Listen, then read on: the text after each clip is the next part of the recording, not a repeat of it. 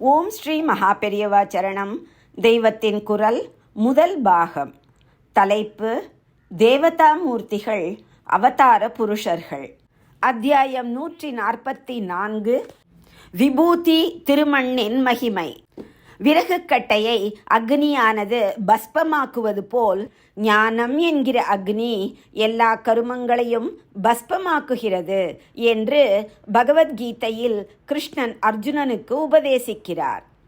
பஸ்மமாகிய விபூதி இவ்விதம் கர்மங்களை எரித்த பின் நிற்கும் ஞானத்துக்கே அடையாளமாகும். விபூதி பூதி ஐஸ்வர்யம் என்று அமரகோஷத்தில் உள்ளது.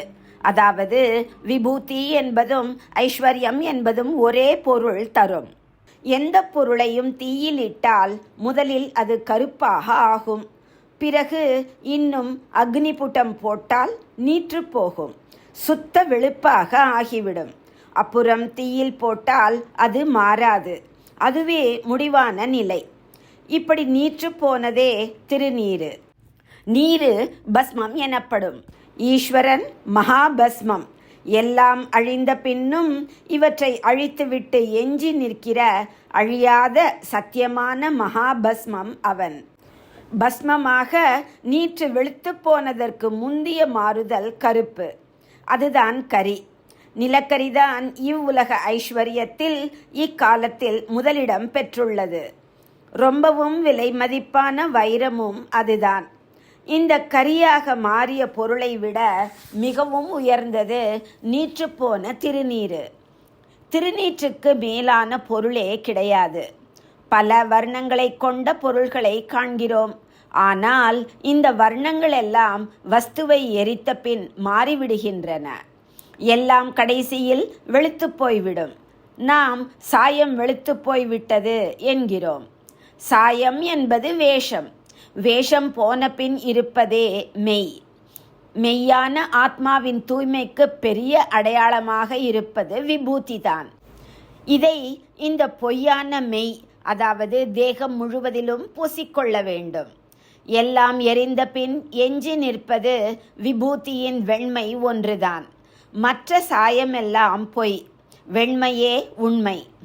ஞானம் என்னும் தீ மூண்ட பின் காரியங்கள் எல்லாம் பஸ்மமாகிவிடும் என்று ஸ்ரீ கிருஷ்ண பரமாத்மா உபதேசித்ததில் பஸ்மமாகிவிடும் என்றால் எல்லாம் அழிந்து புத்தர் சொன்ன மாதிரி சூனியமாகிவிடும் என்று அர்த்தம் அல்ல.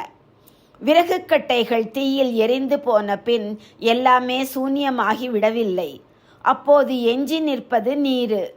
அவ்வாறே ஞானம் என்னும் தீயில் கர்மாக்கள் யாவும் எரிந்து போன பின்னும் ஆதாரமான ஒன்று எஞ்சி நிற்கும். மிகுந்து நிற்பதே மகாபஸ்மமான பரமாத்மா.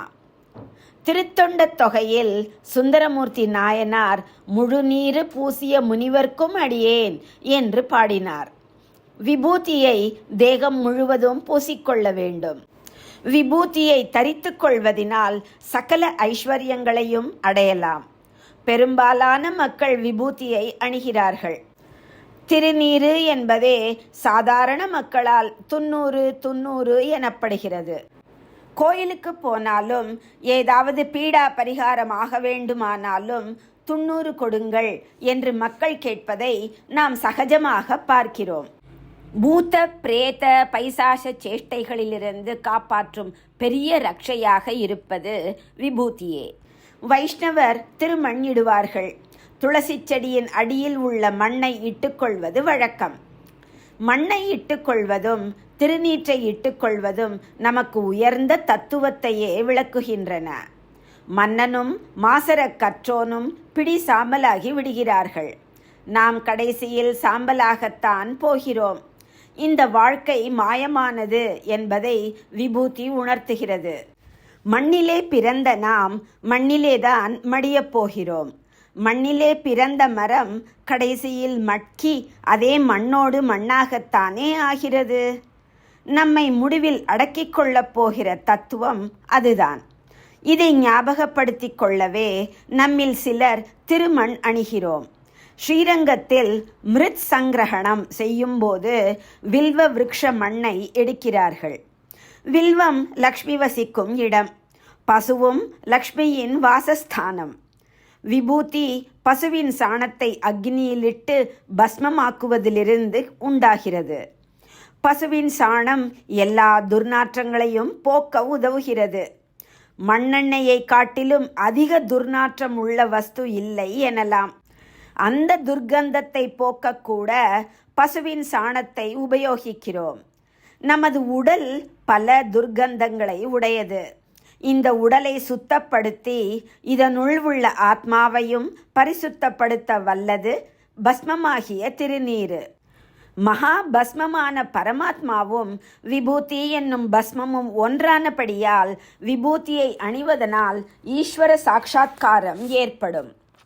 நாம் ஒவ்வொருவரும் குலாச்சாரத்தை அனுசரித்து திருநீற்றையோ திருமண்ணையோ இட வேண்டும்.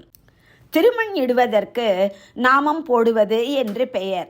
மகாவிஷ்ணுவுக்கு கேசவ, நாராயண, மாதவ, கோவிந்த, விஷ்ணு, மதுசூதன, திரிவிக்ரம, வாமன, ஸ்ரீதர, ஹிருஷிகேஷ, பத்மநாப, தாமோதர என்று 12 நாமங்கள் முக்கியம். இந்த 12 நாமங்களை சொல்லி 12 இடங்களில் திருநாமங்களை இட்டுக்கொள்வார்கள். இப்படி பகவன் நாமத்தை சொல்லி போட்டுக்கொள்வதாலேயே நாமம் போடுவது என்று பெயர் வந்துவிட்டது.